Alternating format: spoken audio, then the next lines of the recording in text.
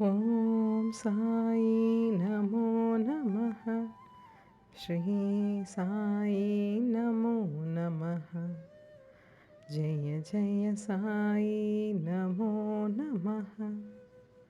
Satguru Sai Namo Namaha. Chapter 45. In this chapter, we will be seeing about Kaka Saheb's doubt and Anand Rav's vision, wooden plank, Baba's bedstead, and not Bhagat's. Preliminary. We have described in the last 3 chapters Baba's passing away. His physical or finite form has no doubt disappeared from our view, but the infinite or spiritual form, Spirit of Baba, ever lives. The Leelas, which occurred during his lifetime, have been dwelt upon at great length up till now.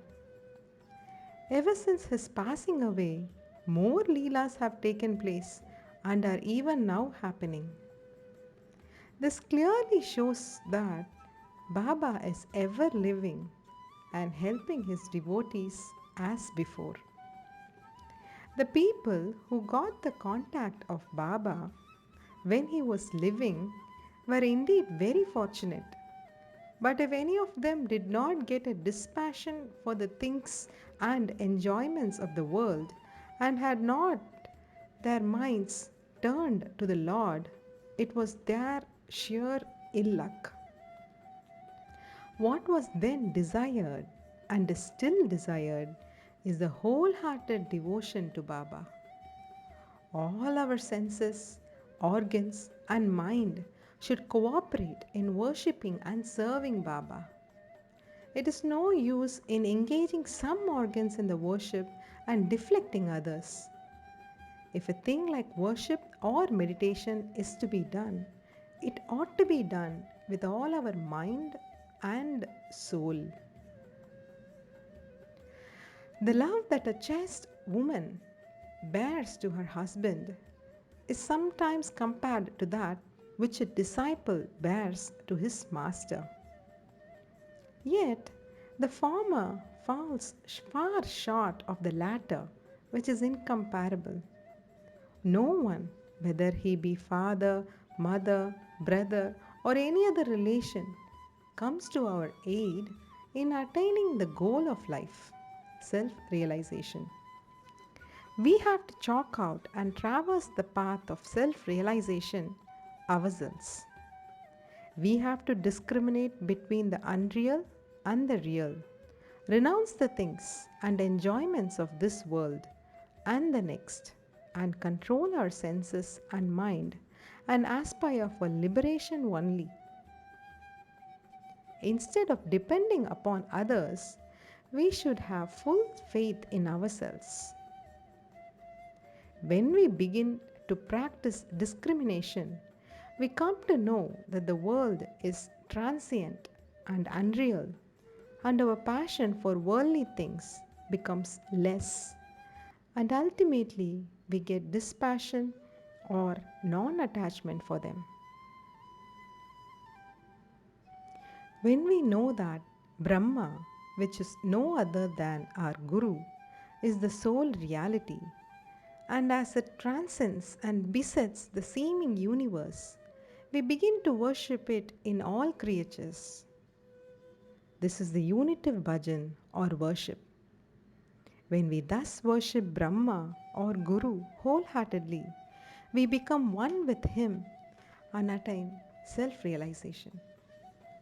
In short, always chanting the name of the Guru and meditating on him enables us to see him in all beings and confers eternal bliss on us.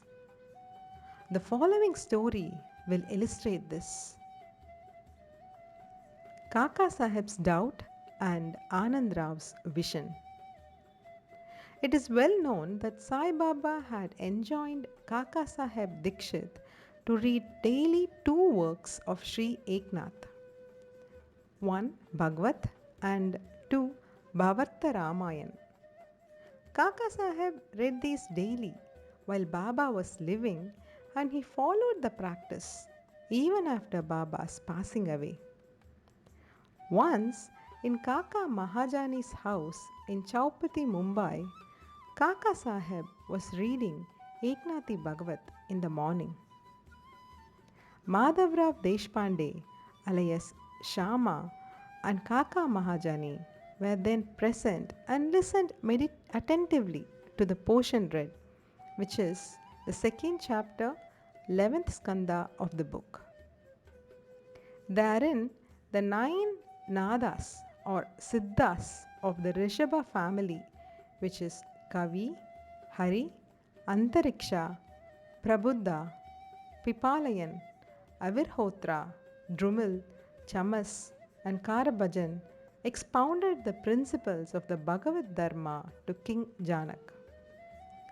The latter asked all the 9 nadas most important questions, and each of them answered them satisfactorily. The first, that is Kavi, explained what is Bhagavad Dharma. Hari, the characteristics of a bhakta, devotee. Antariksha, what is Maya. Prabuddha, how to cross Maya. Pipalayan, what is Parabrahma. Avirhotra, what is karma. Drumil, the incarnations of God and their deeds. Chamas, how a non-devotee fares after death. Karabhajan, the different modes of worship of God in different ages. The substance of all the exposition was that in this Kali age, the only means of liberation was the remembrance of Hari's or Lord's or Guru's feet. After the reading was over, Kaka Saheb said in a despondent tone to Madhavrao and others, "How wonderful is the discourse of the 9 nadas on bhakti or devotion. But at the same time, how difficult it is to put it into practice. The nadas were perfect, but is it possible for fools like us to attain devotion as delineated by them? We won't get it even after several births. Then how are we to get salvation? It seems that there is no hope for us." Madhavrao did not like this pessimistic attitude of Kaka Saheb. He said, "It is a pity that one who, by his good luck, got such a jewel, Guru, as Baba, should cry out so disparagingly. If he has unwavering faith in Baba, why should he feel restless? The bhakti of the nadas may be strong and powerful, but is not ours loving and affectionate? And has not Baba told us authoritatively that remembering and chanting Hari's and Guru's name confers salvation? Then where is the cause for fear and anxiety?" Kaka Saheb was not satisfied with Madhavrao's explanation. He continued to be anxious and restless the whole day, thinking and brooding over how to get the powerful bhakti of the nadas. Next morning, the following miracle took place. One gentleman named Anandrao Pakade came there in search of Madhavrao. The reading of the Bhagavad was then going on. Mr. Pakade sat near Madhavrao and was whispering something to him. He was mentioning in low tone his dream vision. As there was some interruption in the reading by this whispering, Kaka Saheb stopped the reading and asked Madhavrao what the matter was. The latter said, "Yesterday you expressed your doubt. Now here is the explanation of it. Hear Mr. Pakade's vision, explaining the characteristic of devotion and showing that the devotion in the form of bowing down to or worshipping of Guru's feet is sufficient." All were anxious to hear the vision, especially Kaka Saheb. At the suggestion, Mr. Pakade began to relate the vision as follows. I was standing in deep sea in waist deep water. There I saw Sai Baba all of a sudden. He was sitting on a beautiful throne studded with diamonds, with his feet submerged in water. I was most pleased and satisfied with the form of Baba. The vision was so realistic that I never thought that it was a dream. Curiously enough, Madhavrao was also standing there. He said to me feelingly, Anandrao, fall at Baba's feet. I rejoined, I also wish to do so, but his feet are in water. How can I place my head on them? I am helpless.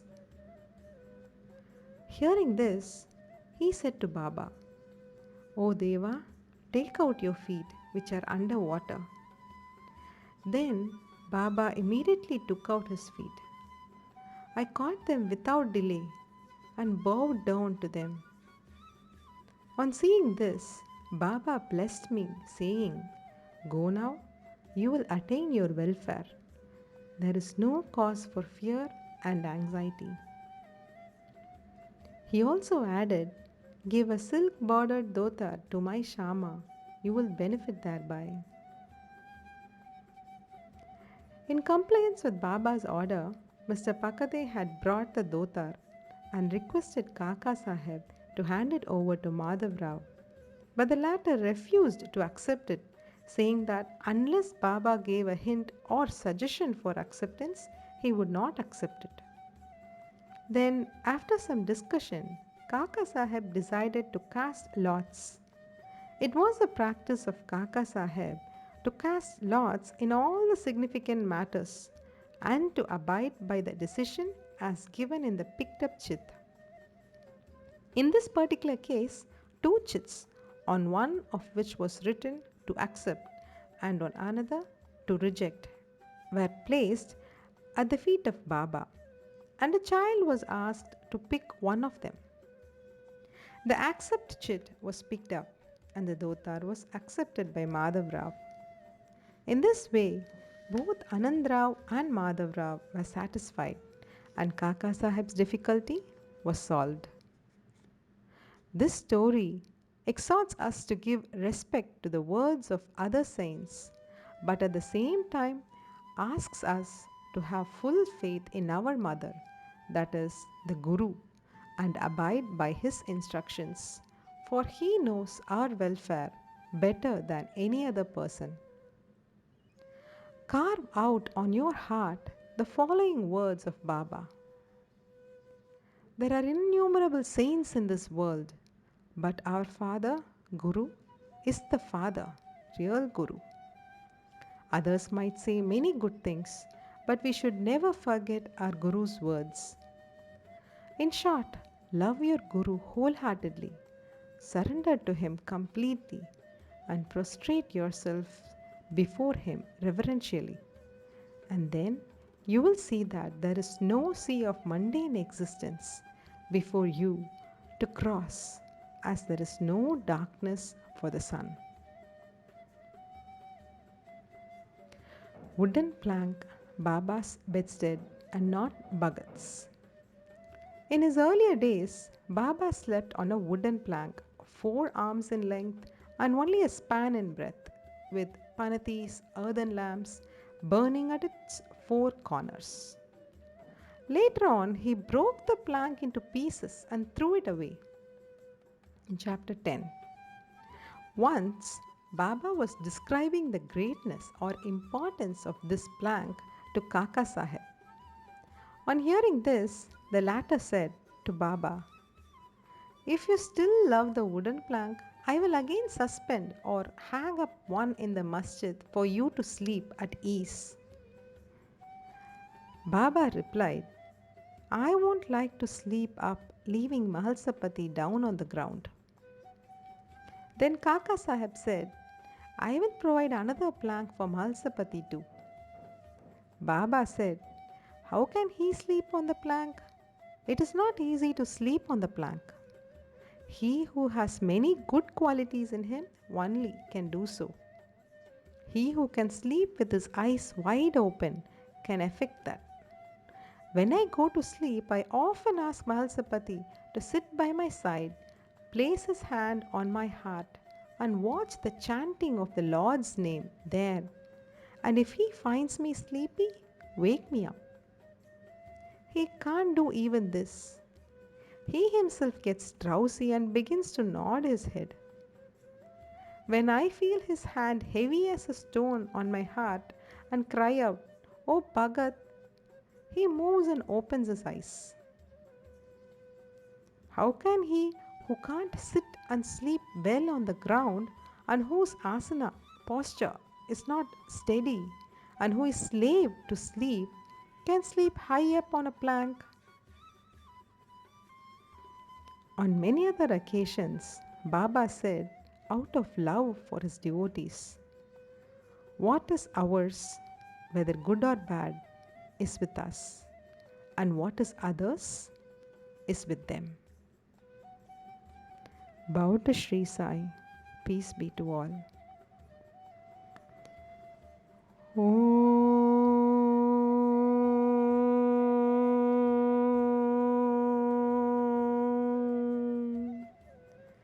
Shri Sachidananda Sadguru Sai Nath Maharaj Ki Jai.